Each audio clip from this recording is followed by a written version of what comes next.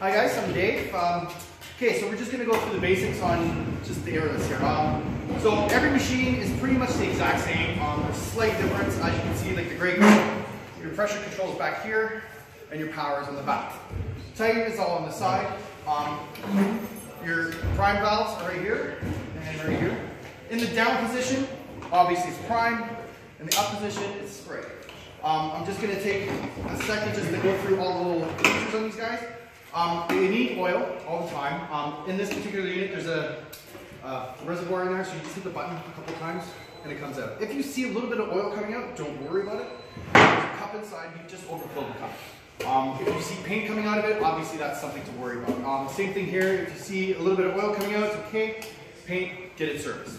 The very minimal on tools you need, a couple pressure wrenches, screwdriver, and the faithful hammer. We're going to go through everything on this. I'm just going to take this great unit out of the way for right now, just so we have some space. We do have this. Alright, so when you first start out, you always want to lubricate the system. That's by water or arsol, all depending on what you're spraying. Whatever the thinner is, that's going to be your lubricant. Basically, you're just going to put it in prime. Make sure your pressure's down. Never start it on full pressure. If anything does happen, you can't snap the piston or wreck anything inside. So it's always good to start off slow and then work your up. Just like a car, right? You don't want to start it up and then just hammer and go through the street. If you guys might want to come up and just check it out here.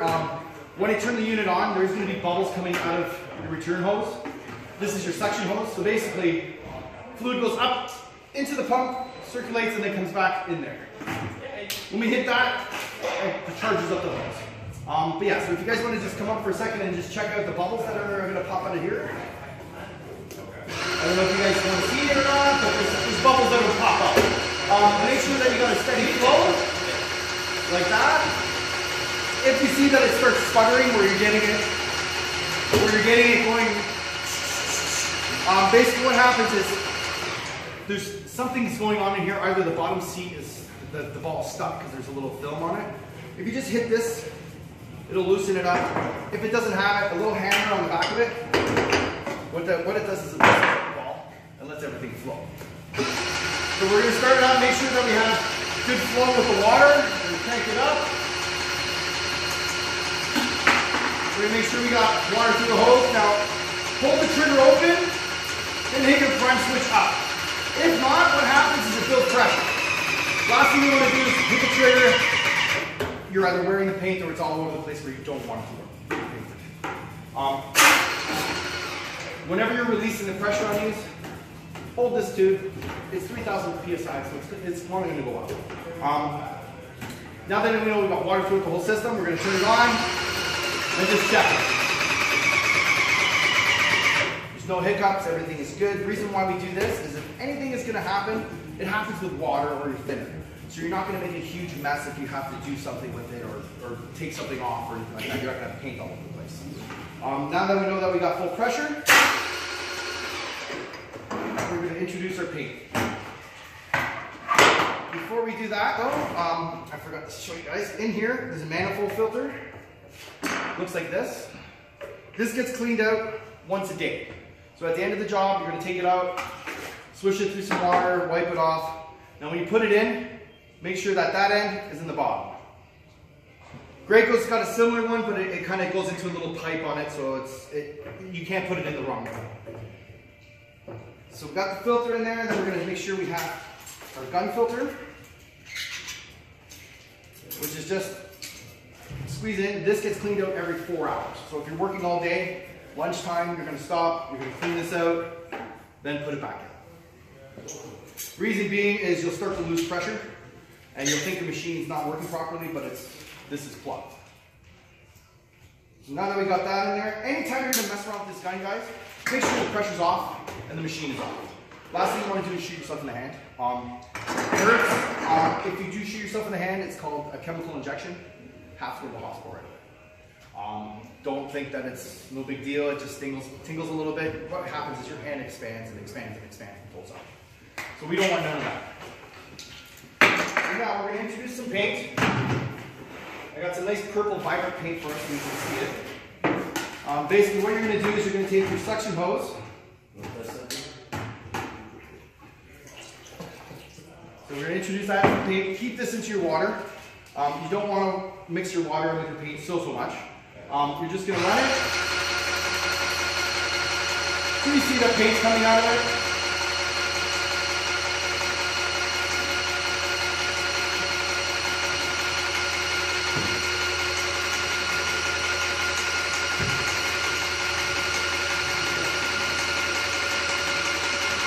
Might take a little bit. So now we got paint coming out of it. I'm going to turn it off, put that into my paint. Now I'm going to do the same thing with that. So we're going to turn it on again, open the trigger. Oh, wrong one. Open the trigger, and don't do that. Don't squirt it into your paint. So we're going to wait till that comes out of the paint.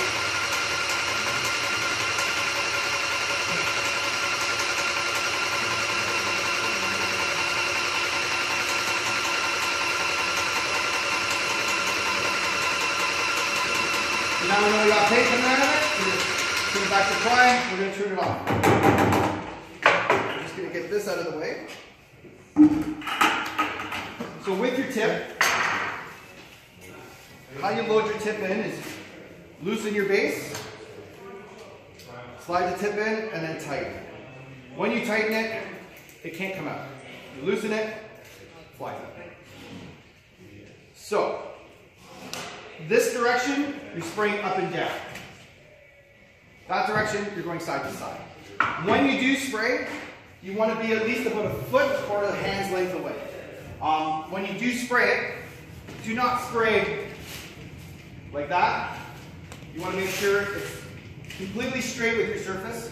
What happens when you spray like this is it's light, dark, light. So when you look at it after it's dry, it's called flashing, where you'll see that it's dull, shiny, dull. And then make sure when you do your second pass, it's going to be 30 to 40% over the first pass. What that does is it makes one complete finish, so when it dries uniform. So now we're going to start it up. We're going to start on low pressure. You're going to find a piece of cardboard or an old shit drywall or something, and then we're just going to give it a little shot.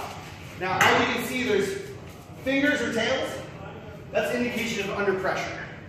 So what we're going to do is just give it a little bit more pressure. Still have the lines. I need more pressure.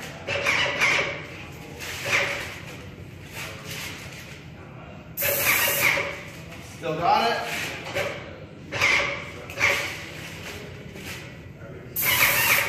As you can see, it's going away.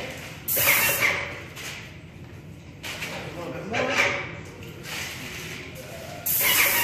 Okay, so that was, there we go. Okay, so now we got it nice and straight. There's no lines. We're going to add just a little bit more pressure. So when you are painting, you're never going to get that pressure. Another thing, guys, is do not paint like that. No matter how fast your hand goes back and forth, you're going to get runs.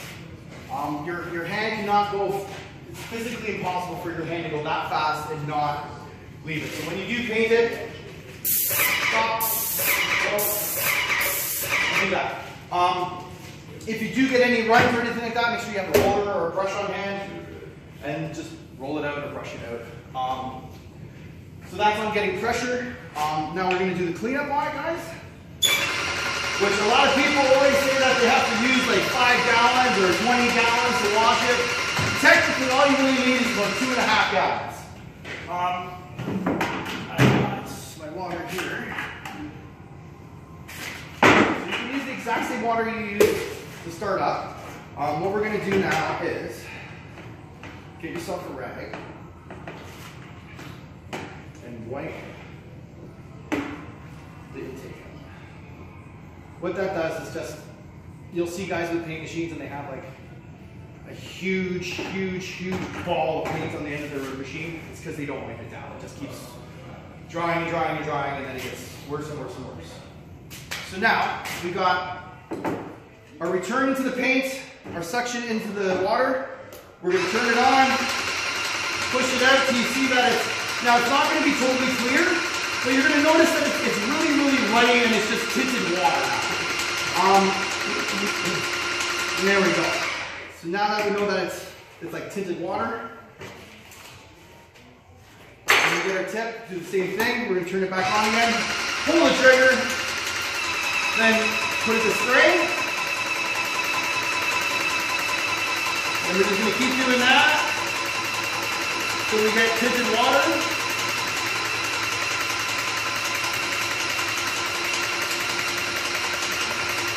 Okay, so now we have tinted water. So now what we're going to do is we're going to build up pressure, full pressure. We're going to hold on to the return valves and everything. And then we're going to do this about 3 or 4 times. And make sure you hold on to this because it's going to want to go. What that does is it builds pressure inside the pump. And then when you release it, it flushes everything out.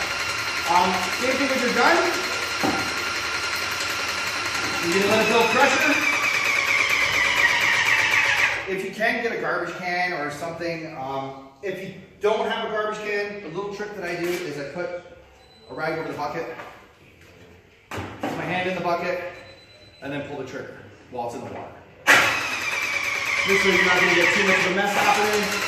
And you're going to do that about 3 or 4 times too, guys.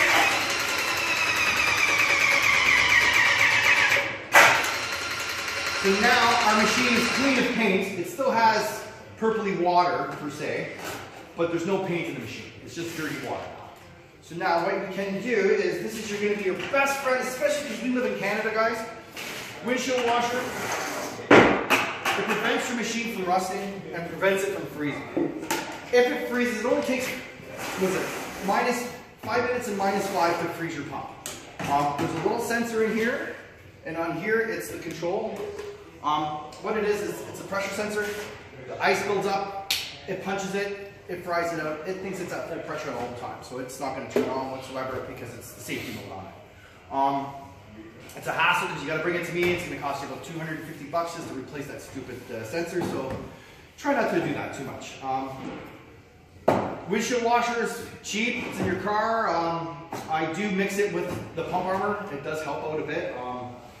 I noticed that the pump armor doesn't go to -25. This goes to -40, so if you mix it, you get best of both worlds where you get the pump armor on there and plus you don't freeze. So right now what we're going to do is we're going to take this out, let it drain, we're going to put in windshield washer fluid. We're just going to run it till you see windshield washer come out.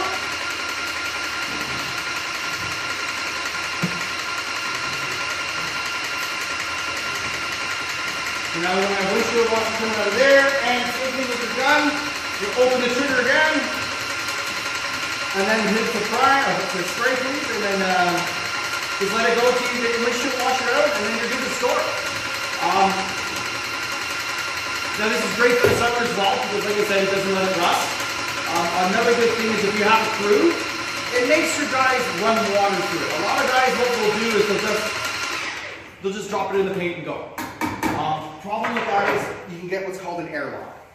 If you do get an airlock, basically what it is there's a bubble stuck in between the 2 pistons, like the 2 balls. There's a bottom ball and a top ball. If that bubble gets in between there, the machine will run, nothing will happen. You'll get no flow, you'll get nothing. If that does happen, pop your filter open, put a bunch of rags underneath because it's going to get a little dirty. Pop that open, run it till you see fluid coming out. Same thing on these units, you're just going to pop the manifold filter out till you see fluid come up. As soon as you see fluid come up, you're going to put your cap back on, run it with water just to flush it, and you're good to go, guys. So now this unit here is perfect to be stored. And if you have any questions, guys, feel free to ask them after. I have Titan, Graco, and I have 3 salesmen here, so pick their brains, find out the most stuff you can. We are going to do a couple demos so you can actually spray paint through the machines and stuff, and that's it, guys.